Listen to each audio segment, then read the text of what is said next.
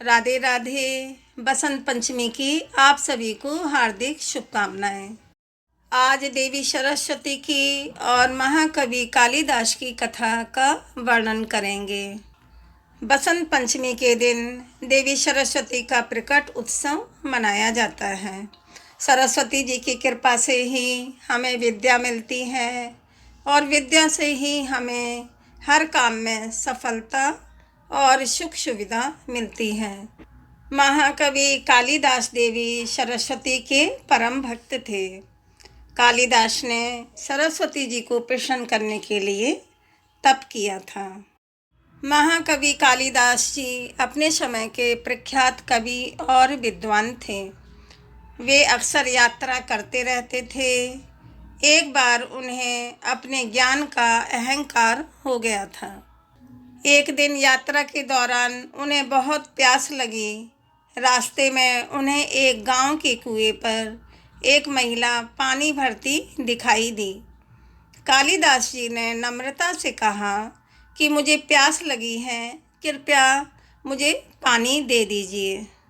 महिला ने गंभीरता से कहा कि मैं आपको नहीं जानती, अपना परिचय दीजिए तभी मैं पानी दूंगी। कालिदास ने कहा कि मैं मेहमान हूँ। महिला मुस्कुराई और बोली कि संसार में दो ही मेहमान हैं, धन और यौवन, अन्य कोई मेहमान नहीं।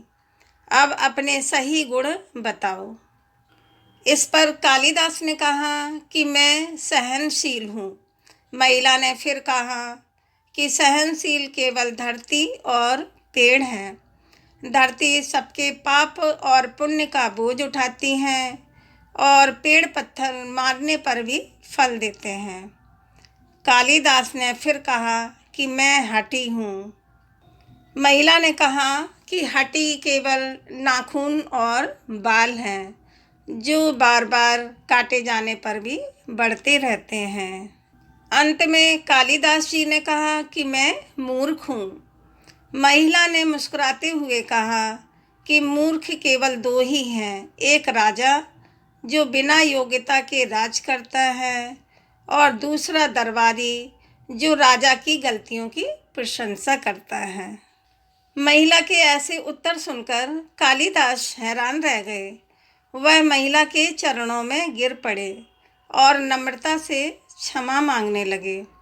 उसी समय देवी सरस्वती प्रकट हुई और बोली कि शिक्षा से ज्ञान मिलता है, ना कि घमंड। तुझे अपने ज्ञान का घमंड हो गया था, इसीलिए तेरा घमंड तोड़ने के लिए मैंने यह रूप धारण किया। कालिदास जी ने अपनी गलती को समझा और देवी सरस्वती से क्षमा याचना की और उनके आशीर्वाद से पानी पीकर प्यास भी शांत की। इसके बाद कालिदास जी ने जीवन में घमंड को त्याग दिया। यह घटना हमें सिखाती है कि ज्ञान का सही उपयोग तभी संभव है जब हम विनम्र और सहनशील हों। महिला ने कालिदास को उनकी कमियां समझाईं। अपनी कमियों और सीमाओं को पहचानना आत्मविकास का पहला कदम है। जब हम अपनी कमियों को समझकर उन्हें दूर करते हैं, तभी जीवन में सफलता मिलती है। महिला के सवालों ने कालिदास को सोचने पर मजबूर कर दिया था, लेकिन कालिदास जी ने धैर्य नहीं छोड़ा और सोच समझकर महिला के सवालों का जवाब देते रहे।